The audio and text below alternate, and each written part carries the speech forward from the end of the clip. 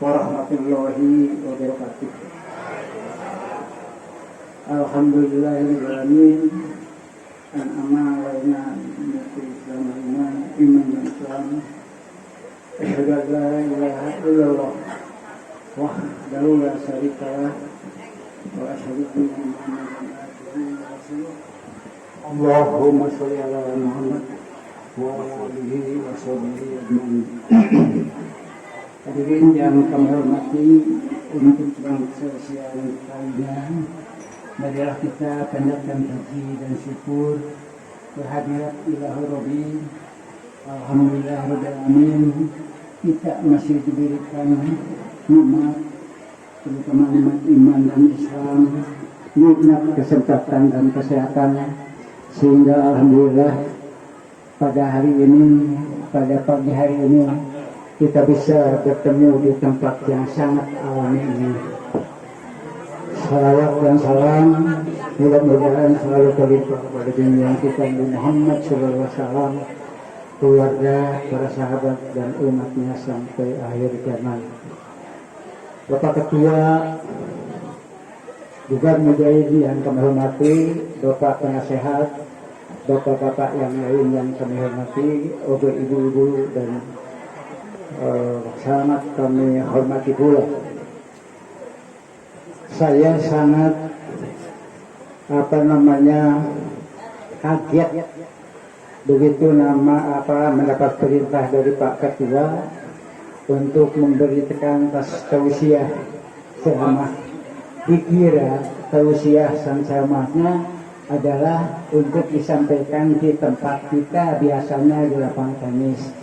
Ternyata kok di sini begitu, sehingga kaget juga.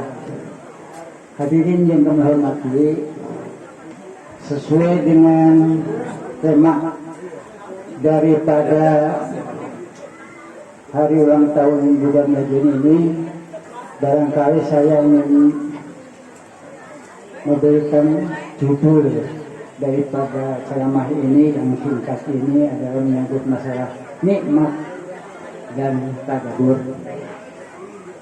Berbagai macam nikmat telah kita rasakan, yakni dinikmatkan dari Allah Subhanahu wa Ta'ala, termasuk nikmat sekarang ini, nikmat yang barangkali tidak terhingga. Mata kita bisa menikmati alam yang sangat sejuk ini, yang sangat indah ini. Lalu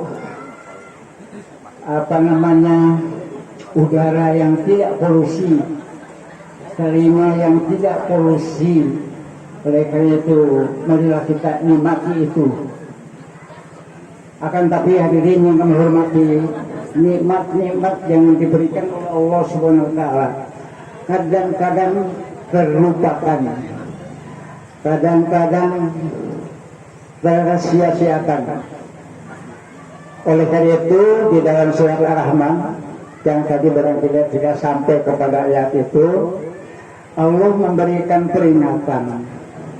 Allah Subhanahu wa Ta'ala memberikan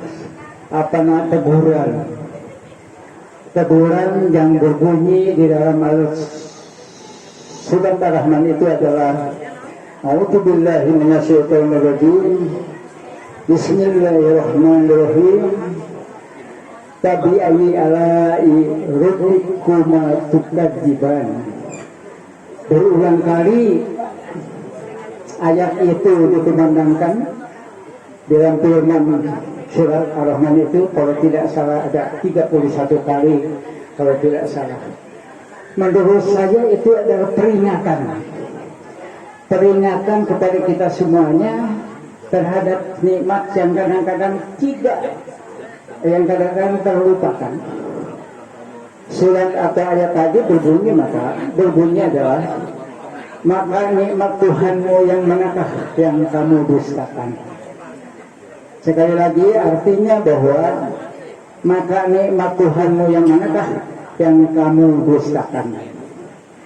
Dusta berarti menyembunyikan kebenaran. Memang kita suka merasakan nikmat-nikmat, termasuk nikmat sekarang ini. nikmat barang tuang, ayah suuk, ayah wah macam-macam harus kita nikmati. Tapi jangan lupa dan jangan didustakan. Oleh karena itu, di dalam kesempatan ini bahwa dusta itu berarti menyembunyikan kebenaran. Contoh, kita dapat rezeki, sekarang rezeki makanan dan sebagainya, rezeki mengenai jalan dari Bandung ke sini itu juga merupakan rezeki yang kadang-kadang kita lupakan.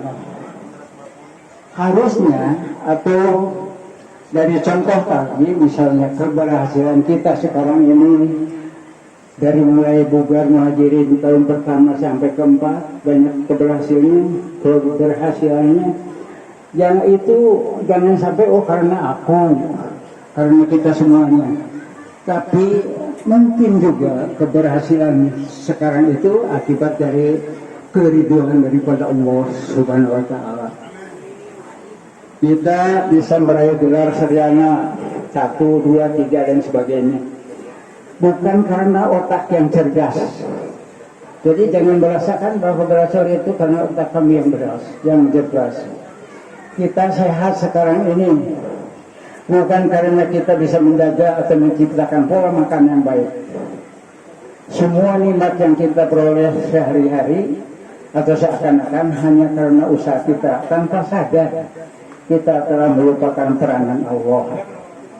Jadi keberhasilan kita semua, kita berhasil mendirikan bugar muhajirin, sampai sekarang sudah bisa mendirikan yayasan bugar purna muhajirin.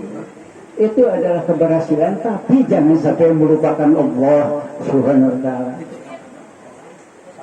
Lalu kita sepelekan ketiadaan Allah Subhanahu wa Ta'ala pada semua keberhasilan yang kita raih. Kita dustakan bahwa sesungguhnya nikmat itu semuanya datang dari Allah Subhanahu wa Ta'ala. Hadirin yang kami hormati, dengan berbagai nikmat yang kita rasakan ini, sekali lagi saya ingin menggarisbawahi jangan sampai melupakan kehadiran Allah Subhanahu wa Ta'ala. Kadang-kadang lupa. Dan pada pagi hari ini, marilah kita untuk tingkatkan kenikmatan ini dengan keadaan di lingkungan kita, dengan yuk kita tadaburi alam ini, kita nikmati sekaligus tadaburi alam yang kita hadapi sekarang ini. Hadirin yang kami hormati, untuk supaya agar kita bisa mentadaburi alam ini, marilah saya menyampaikan beberapa istilah atau pengertian. Tadabur adalah suatu proses memperoleh gambaran. Suatu proses memperoleh gambaran akibat dari segala kejadian-kejadiannya. Lalu yang kedua, hadirin yang kami hormati, tadabbur memiliki makna yang hampir sama dengan tafakur, yakni merenungi suatu secara komprehensif dan bertujuan untuk mengetahui maksud serta makna dari sesuatu itu. Contoh misalnya ini kok sawah ya diciptakan Allah Subhanahu wa Ta'ala, kita tadabburi untuk apa? Apa maknanya Allah Subhanahu wa Ta'ala mendirikan atau membuat sawah seluas ini? Lalu kita lihat bukit-bukit, ya. Allah Subhanahu wa Ta'ala menciptakan bukit untuk apa? Jadi kita maknai itu, kita tadabburi itu. Hadirin yang menghormati, selanjutnya tadabbur alam adalah kegiatan merenungi kekuasaan Allah Subhanahu wa Ta'ala melalui ciptaannya, sebagaimana yang saya kemukakan. Allah Subhanahu wa Ta'ala menciptakan sawah mungkin untuk memproduksi padinya untuk apa? Untuk makan manusia yang diciptakan Allah Subhanahu wa Ta'ala. gunung diciptakan oleh Allah.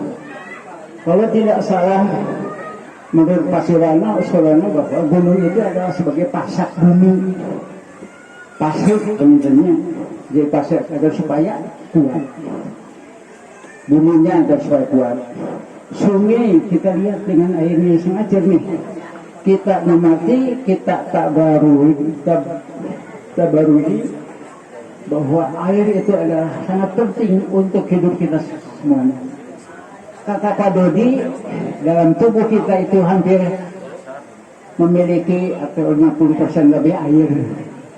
Barangkali makna dari kehadiran sungai ini juga kita tadaburi bahwa pentingnya air untuk kehidupan kita semua. Hadirinnya kami hormati, mentadaburi itu dengan tujuan adalah untuk mengetahui dan memahami tujuan penciptaan langit dan bumi serta manusianya. Tadabbur alam merupakan sarana pembelajaran yang lebih mengenal Allah atau untuk lebih mengenal Allah yang menciptakan langit, bumi beserta isinya. Isinya siapa? Kita manusia. Isinya apa? Padi, sungai dan lain sebagainya. Allah menciptakan atau di dalam salah satu surat yang saya lupa lagi bahwa segala macam diciptakan oleh Allah Subhanahu wa taala untuk memiliki makna dan tujuannya. Tadabbur alam akan membersihkan diri dari jiwa kita dari energi-energi negatif yang mungkin telah bersemayam di hati dan pikiran kita. Itulah tadabbur. Jadi berarti kita berkumpul di sini di samping menikmati makanan dan lain sebagainya. Yuk kita tadabburi alam yang ada di lingkungan kita. Sekali lagi maknanya bagaimana, tujuannya apa, tadi saya sudah kemukakan. Barangkali itu Pak Ketua dan teman-teman kita yang hadir pada kesempatan ini, ibu-ibu yang sangat saya hormati, hal-hal yang dapat saya kemukakan. Selamat berulang tahun yang keempat. Maju terus juga hadirin. Wassalamualaikum warahmatullahi wabarakatuh.